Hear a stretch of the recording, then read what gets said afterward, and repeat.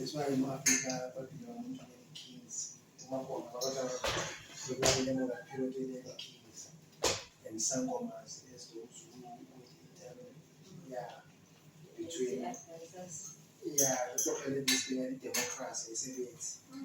But everything will take us back to pantheism, not rather the home direct.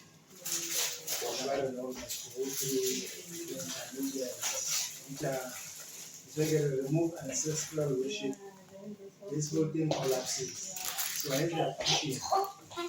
So and they don't accept these are gods. No, they're not.